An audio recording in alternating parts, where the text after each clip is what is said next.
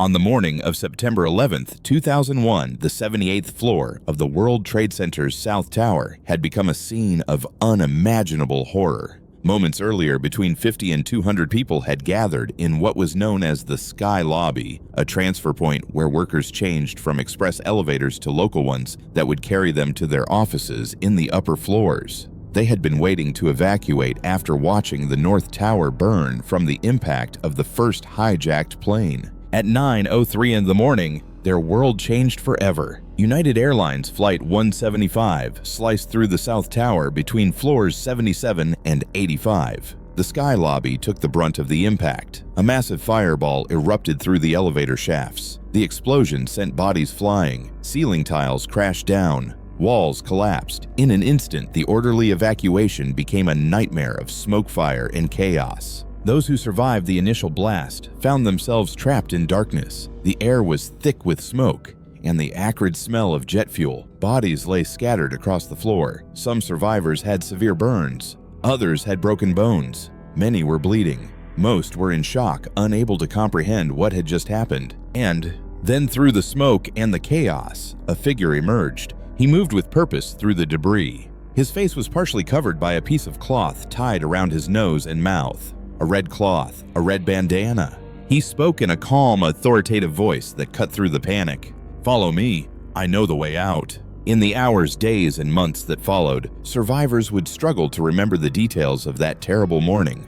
But one image remained seared in their memories. A young man with a red bandana guiding them to safety through the smoke and fire. For 9 months after the attacks, no one knew his name. The survivors called him simply the man in the red bandana. He had appeared from nowhere, saved their lives, and vanished back into the inferno. His identity remained a mystery. This is the story of how the world discovered who he was. This is the story of Welles Remy Crowther. The story of the red bandana begins not on September 11, 2001, but nearly 2 decades earlier in the quiet suburb of Upper Nyack, New York. Welles Remy Crowther was born on May 17, 1977 at Lying In Hospital in New York City. He was the first child of Jefferson and Allison Crowther, and from his earliest days, those who knew him recognized something special about this boy. His parents would later describe him as polite, well-spoken, and caring, even as a toddler. He had a strong sense of duty and was fiercely protective of others, especially his younger sisters, Honor and Paige, who arrived in the years that followed. The Crowther family was close-knit, bound by tradition, faith, and an unwavering commitment to service.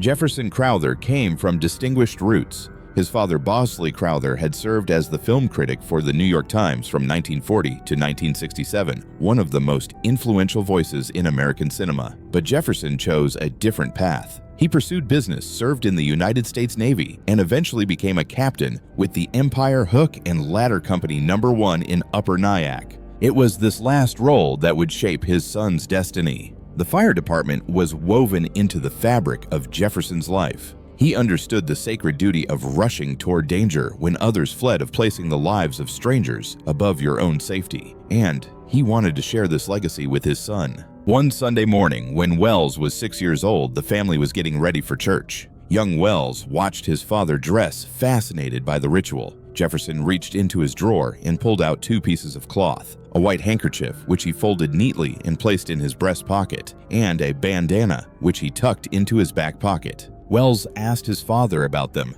Jefferson smiled and handed his son a white handkerchief and a red bandana. "One to show," he said, gesturing to the white one, "and one to blow," pointing to the red. The white handkerchief was for appearance, for show, but the red bandana was practical. It was for hard work, for getting your hands dirty for the real stuff of life. Welles took that red bandana and made it his own. From that day forward, the red bandana became Welles Crowther's trademark. He carried it everywhere. He tucked it in his back pocket, just like his father. He wore it under his hockey helmet, his lacrosse helmet, his baseball cap. The red bandana was always there, a connection to his father, a symbol of the values they shared. As Welles grew older, his bond with his father deepened through their shared commitment to service. At the age of 7, Welles began accompanying Jefferson to the firehouse, cleaning the trucks alongside the volunteer firefighters. He learned the rhythms of the station, the camaraderie of the crew, the sacred responsibility they carried. By 16, Welles had become a junior volunteer firefighter himself, officially joining his father at Empire Hook and Ladder Company No. 1.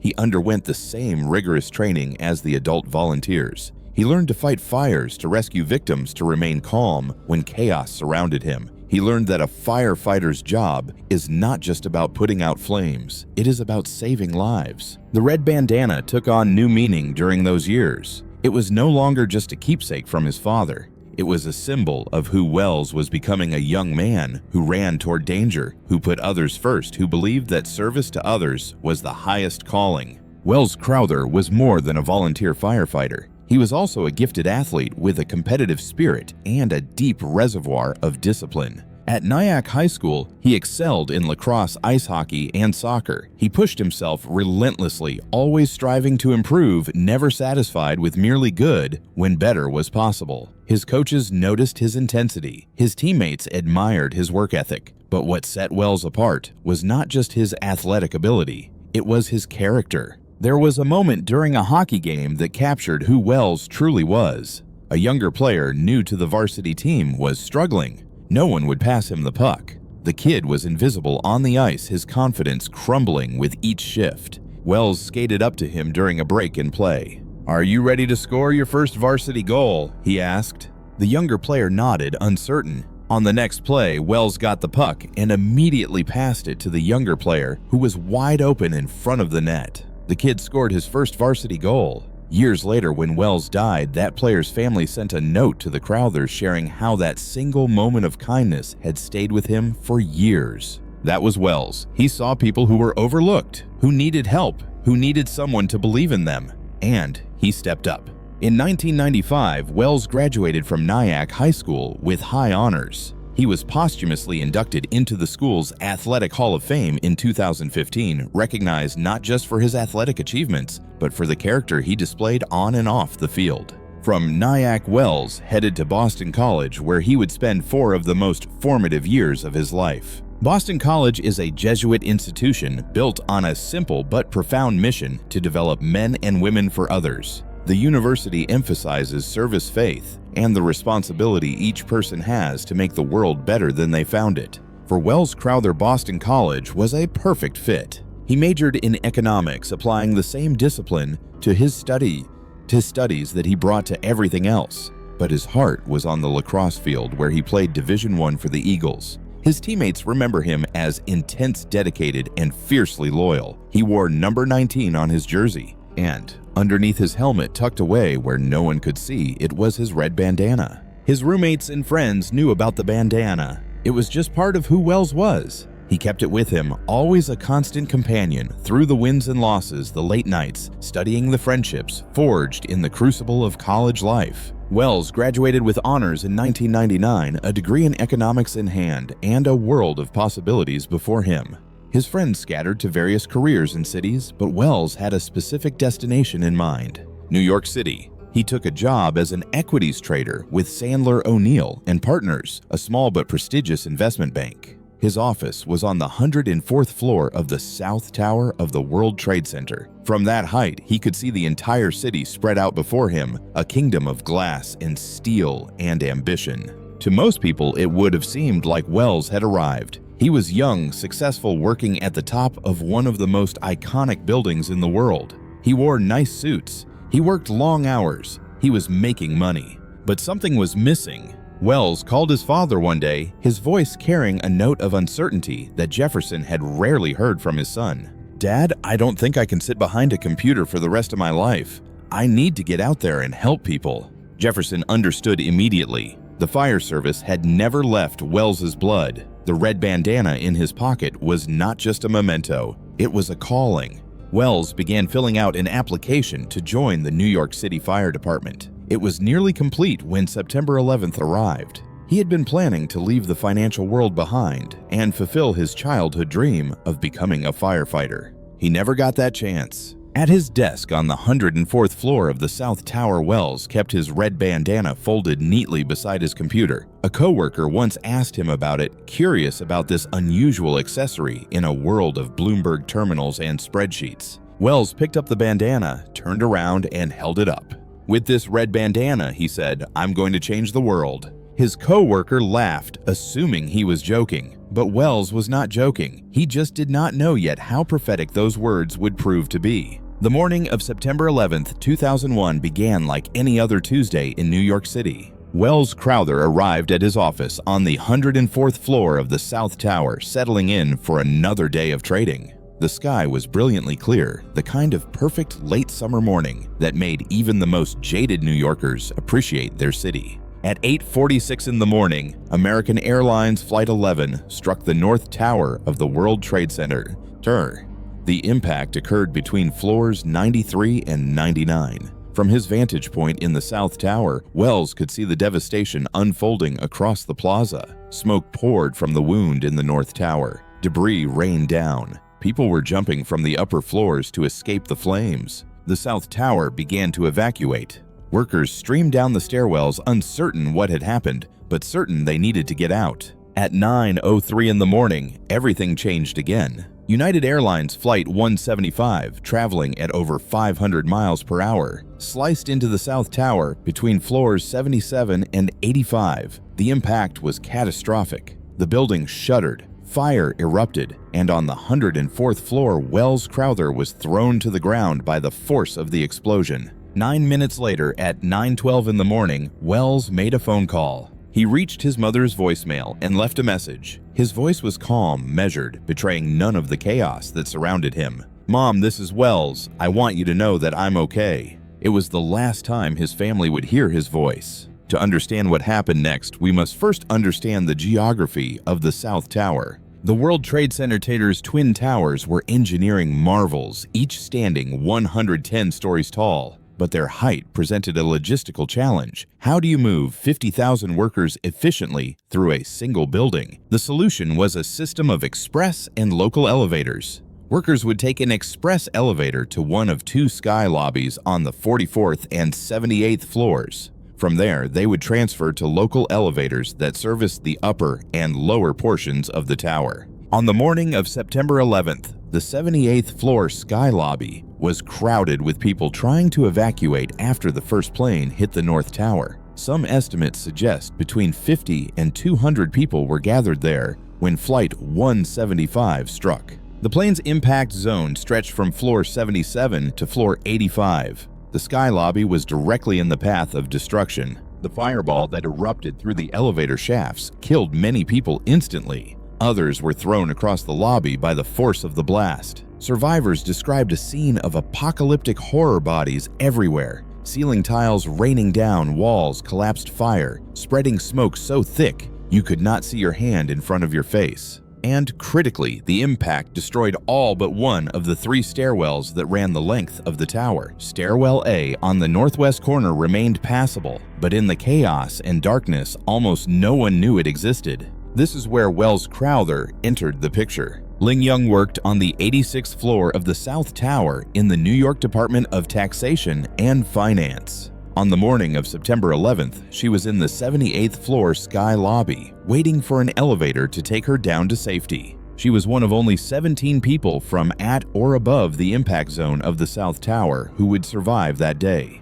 The explosion from Flight 175 threw her to the ground. She suffered severe burns over much of her body. Around her, chaos reigned. People were crying, screaming, dying. The smoke was so thick that visibility was nearly zero. Young lay on the floor, unable to see a way out, losing hope. And then she heard a voice. "I found the stairs, follow me." Through the smoke emerged a figure, a young man, his face partially covered by a red bandana to filter out the toxic air. He spoke with calm authority, as if directing people through a fire drill rather than the worst terrorist attack in American history. Young followed the voice. She could barely see the man leading her, but his confidence was contagious.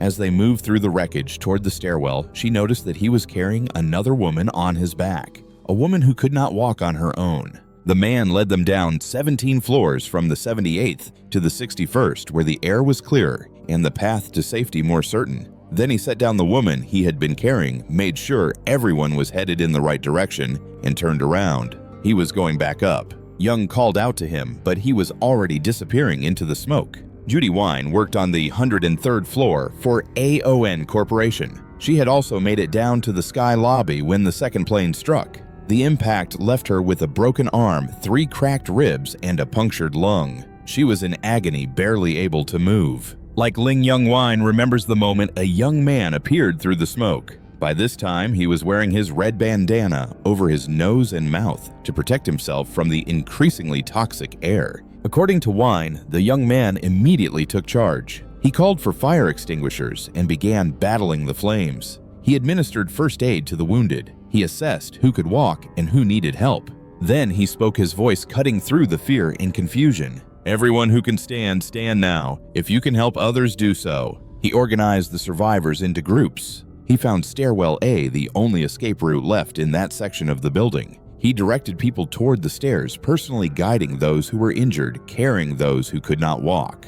And then, like he had done before, he turned around and headed back up into the inferno. The man in the red bandana made at least 3 trips between the 78th floor and the lower floors. Each time he gathered survivors, led them to safety, and returned for more. He was methodical, calm professional. Those who witnessed him said he acted like a trained firefighter, not a 24-year-old equities trader. They did not know about his years at Empire Hook and Ladder. They did not know about the red bandana's origins. They only knew that this stranger was risking his life to save theirs. At some point during his rescue efforts, Welles made it down to the lobby of the South Tower. There, he encountered members of the New York City Fire Department who had established a command post. Rather than leaving the building and saving himself, Welles stayed. The Crowther family would later learn that Welles and the firefighters had been preparing to head back up the tower with a hearse tool commonly known as the Jaws of Life to free victims who were trapped under debris in the sky lobby. At 9:59 in the morning,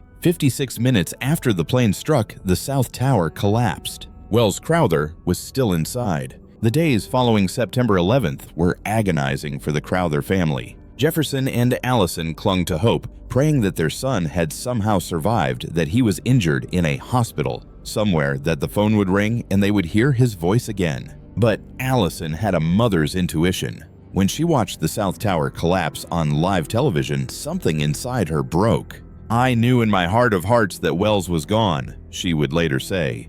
It was just a mother's heart knowing. The search and recovery effort at Ground Zero stretched on for months. The massive pile of rubble, twisted steel, and human remains seemed to resist all attempts to find those who had been lost. In March of 2002, 6 months after the attacks, workers recovered Welles Crowther's body. He was found in the lobby of the South Tower alongside several firefighters and emergency workers who had been clustered around a suspected command post. His body was intact with no signs of burns. The medical examiner concluded that he had been assisting in the rescue effort as a civilian when the building collapsed. The Crowthers finally knew where their son had died, but they still did not know how he had spent his final hours. That mystery would remain unsolved for 2 more months. In May of 2002, the New York Times published an article chronicling the experiences of survivors from the 78th floor sky lobby. The story included first-hand accounts from people like Judy Wine, who described being saved by a mysterious young man. One detail caught Allison Crowther's attention. The survivors described their rescuer as wearing a red handkerchief over his face, a red bandana. Allison's heart seized. She knew immediately. The man in the red bandana was her son. She contacted the survivors mentioned in the article. She sent them photographs of Welles. When Ling Young saw the picture, she recognized him instantly. "As soon as I saw it, I knew it was him," Young said.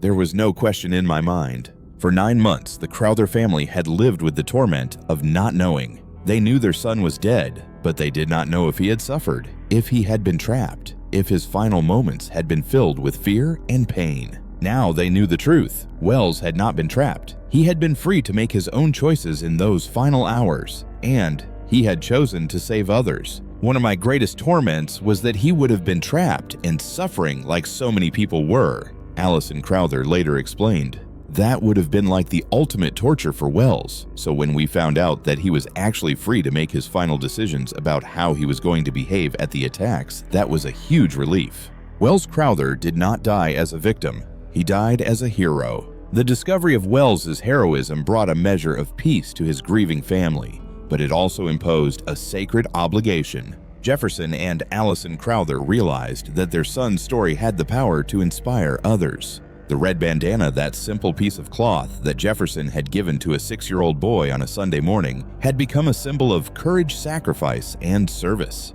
They decided to share that symbol with the world. The Crowther family established the Welles Remy Crowther Charitable Trust to honor their son's memory. The trust provides scholarships and supports organizations that help young people pursue excellence and service to others. They also created the Red Bandana Project, a character development curriculum used in schools' sports teams, camps, and youth programs across the country. At Boston College, Wells's alma mater, his legacy became woven into the fabric of the university. Every October, the school hosts the Welles Remy Crowther Red Bandana 5K Run, with proceeds going to the charitable trust. Since 2014, Boston College has designated one home football game each season as the Red Bandana Game. Players wear special uniforms featuring red bandana patterns. Fans wave red bandanas in the stands. The entire community comes together to remember a young man who embodied the Jesuit mission of being men and women for others. In 2006, Fire Commissioner Nicholas Scopetta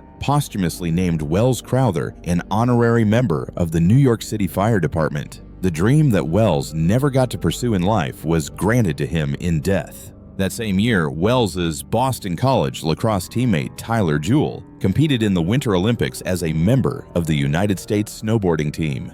He wore a red bandana in honor of his fallen friend. On May 15, 2014, President Barack Obama dedicated the National September 11th Memorial and Museum at Ground Zero. Before an audience of survivors' families, first responders, and dignitaries, the president chose to tell one story to represent the heroism of that terrible day. He chose the story of Welles Crowther. They didn't know his name, Obama said. They didn't know where he came from, but they knew their lives had been saved by the man in the red bandana. The president paused, letting the words settle over the crowd. He called for fire extinguishers to fight back the flames. He tended to the wounded. He led those survivors down the stairs to safety and carried a woman on his shoulders down 17 flights. Then he went back up all those flights, then back down again, bringing more wounded to safety, until that moment when the tower fell. Allison Crowther was in the audience that day. She listened as the President of the United States honored her son before the nation and the world.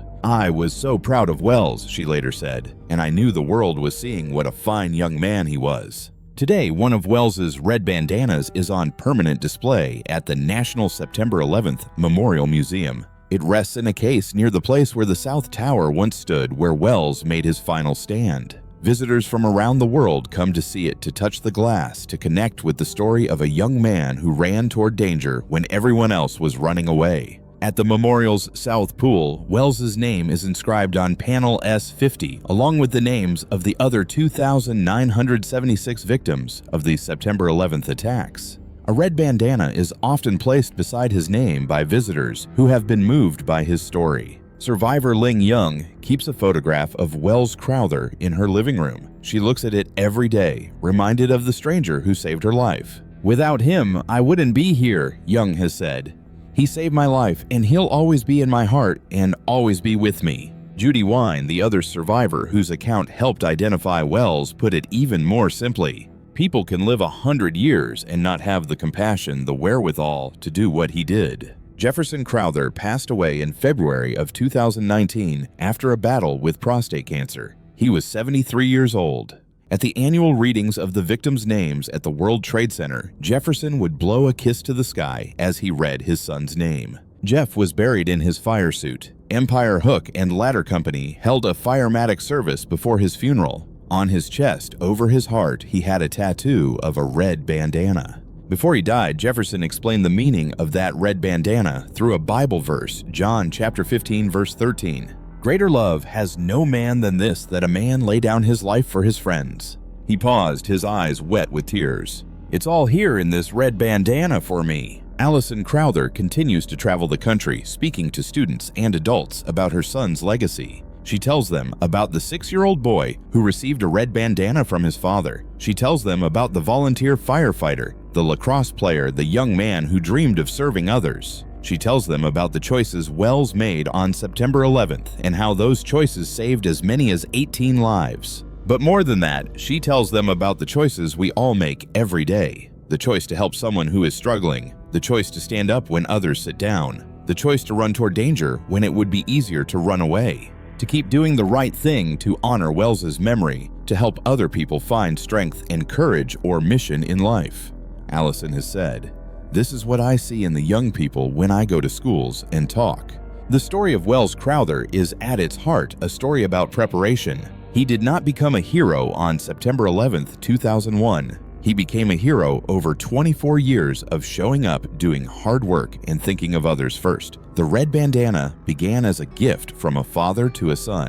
It became a trademark, a talisman, a symbol of service. On the worst day in American history, Welles Crowther was ready. His years of training as a volunteer firefighter had prepared his body. His upbringing in a family that valued service had prepared his soul. When the moment came, he did not hesitate. He put on his red bandana and he went to work. The man in the red bandana never made it out of the South Tower, but his spirit lives on in every person who has heard his story and been moved to action. His spirit lives on in the students who run the Red Bandana 5K at Boston College. His spirit lives on in the firefighters at Empire Hook and Ladder who see his picture every time they respond to a call. His spirit lives on in all of us who ask ourselves, when the moment comes, will we be ready? On a quiet corner of the Boston College campus, there is a memorial. Carved in stone are the names of the 22 members of the university community who lost their lives on September 11th, 2001.